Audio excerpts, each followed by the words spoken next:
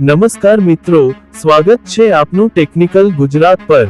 આજના વિડીયોમાં આપણે જાણીશું કે લર્નિંગ લાયસન્સ એટલે શું, કઈ રીતે એપ્લાય કરવું, કયા દસ્તાવેજો જોઈએ, કેટલી ફી છે અને ટેસ્ટ કેવી રીતે હોય છે। તો અંત સુધી જુઓ અને જો વિડીયો ઉપયોગી લાગે તો લાઈક અને સબસ્ક્રાઇબ કરવાનું ભૂલતા નહીં। આજે આપણે સંપૂર્ણ માહિતી સાથે લર્નિંગ લાયસન્સ વિશે વાત કરવાના છીએ, જેથી તમે આ વિડીયો શાંતિપૂર્વક છેલ્લે સુધી જોવો જેથી તમને બધી માહિતી મળી રહે।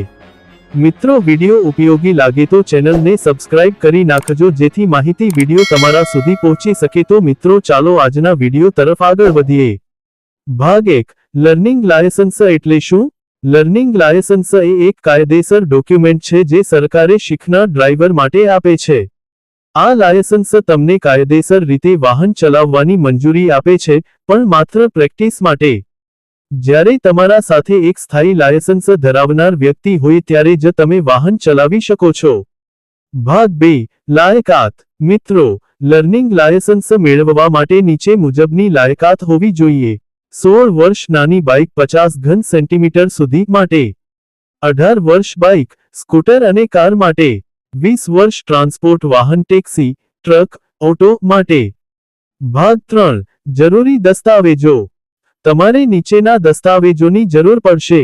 1, આધાર કાર્ડ અથવા પાન કાર્ડ એ પુરાવા માટે। 2, રેશન કાર્ડ, વીજળી બિલ, પાસપોર્ટ, રહેઠાણ પુરાવા માટે। 3, જન્મ તારીખ દર્શાવતો ડોક્યુમેન્ટ, મેટ્રિક સર્ટિફિકેટ પણ ચાલે। 4, પાસપોર્ટ સાઇઝ ફોટો।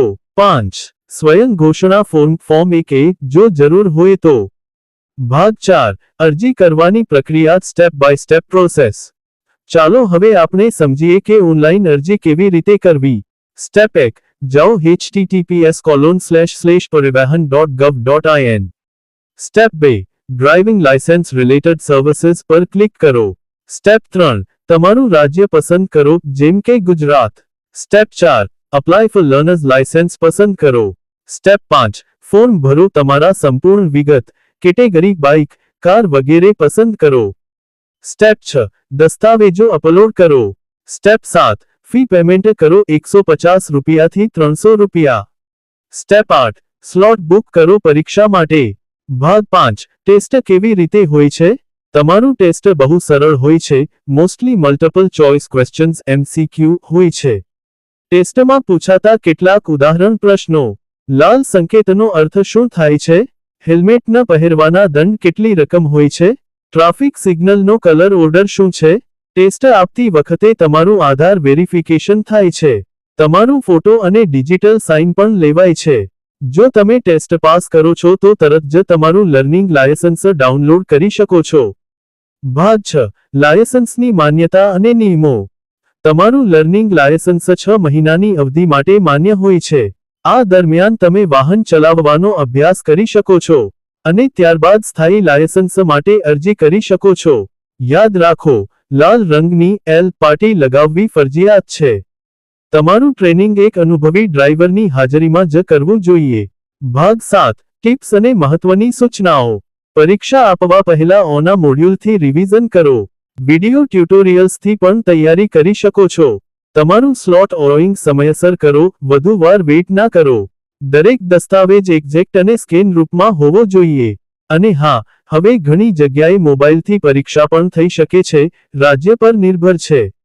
લર્નિંગ લાયસન્સના ફાયદા। 1, કાયદેસર રીતે વાહન ચલાવવાની સત્તા।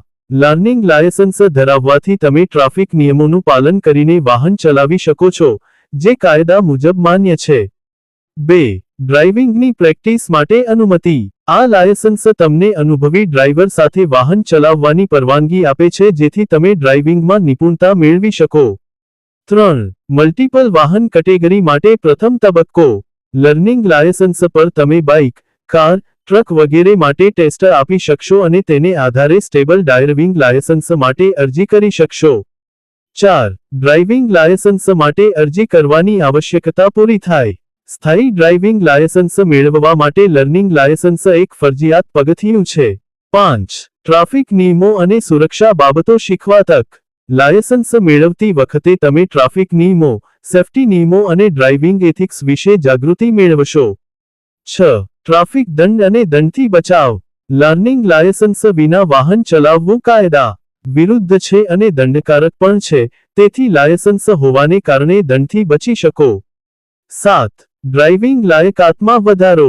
લર્નિંગ લાયસન્સ ધરાવવાથી તમને ટ્રાન્સપોર્ટ વિભાગનો વિશ્વાસ મળે છે કે તમે ડ્રાઇવિંગ માટે તૈયાર છો. 8. વીમો અને અન્ય કાયદાકીય કામગીરી માટે જરૂરી.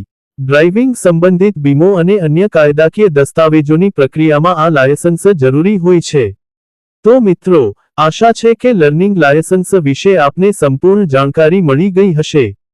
તમારું એક લાઇક અને કોમેન્ટ અમને ખૂબ પ્રેરણા આપે છે. નીચે કોમેન્ટમાં લખો કે બીજો કયો ટોપિક જોઈએ છે.